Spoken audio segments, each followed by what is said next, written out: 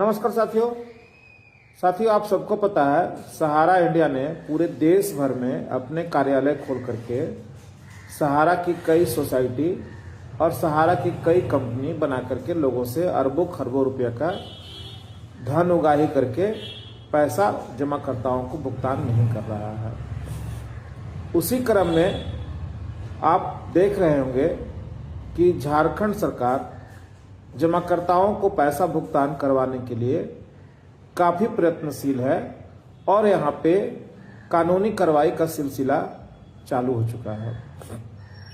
जैसा कि हम लोगों ने पहले भी कहा था कि सहारा इंडिया एम्बार्गो का बहाना बना करके कई सालों से लोगों का भुगतान नहीं किया और अभी भी भुगतान देने में इन पर कोई रोक लगा हुआ नहीं है। आज भी चाहे सहारा इंडिया किसी भी माध्यम से लोगों का भुगतान कर दे ताकि ये मामला सॉल्व हो जाए। दूसरी तरफ जो बना है आपका पोर्टल सहारा रिफंड पोर्टल, उसमें केवल सहारा की सोसाइटियों का ही जिक्र है जिस पर लोग क्लेम कर सकते हैं और उस पर भी क्लेम करने वाले लोगों को 99% लोगों का क्लेम रिजेक्ट कर दिया गया। सवाल उठता है कि जमाकर्ता आखिर जाए कहाँ?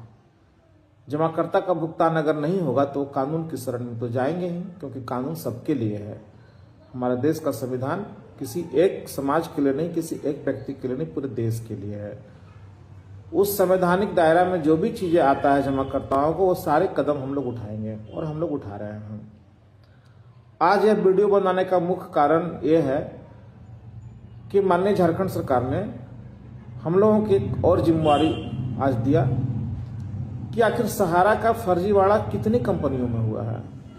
अभी तक हम लोग जानते हैं सोसाइटी और कई कंपनियां, लेकिन साथ ही साथ जो चीजें सामने आ रही है साथियों, मेरे पास पूरा लिस्ट है कि सहारा का ई स्कूट में पूरे देश भर से लोगों से पैसा लिया गया और उनका वेबसाइट ही बंद कर दिया गया और उनका पैसा आना बंद हो गया।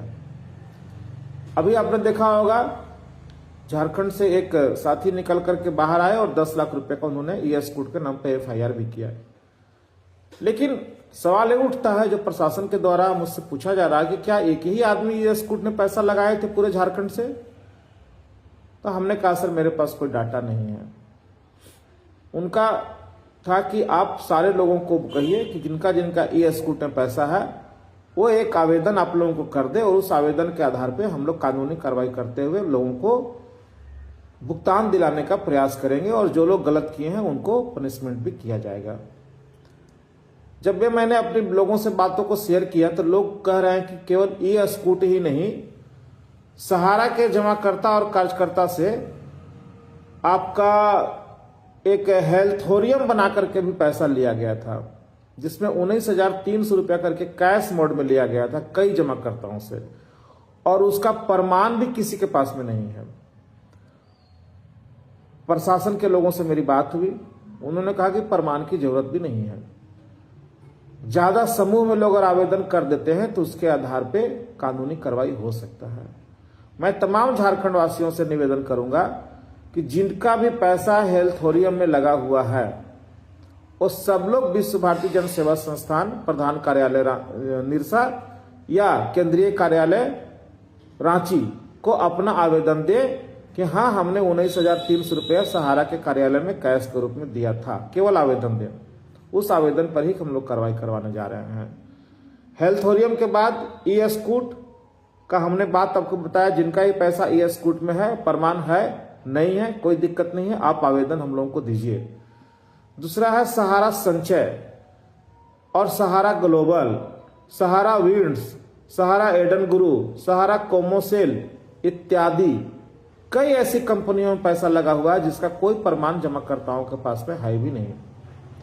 उन सभी से मेरा निवेदन है कि आप लोग अपना अपना आवेदन बना करके, झारखंड के लोग विशेष करके मैं कह रहा हूं झारखंड के लोगों के लिए ही हो रही है, इसके बाद हम दूसरे स्टेट में भी इसी एग्जाम्पल पे काम करवाएंगे।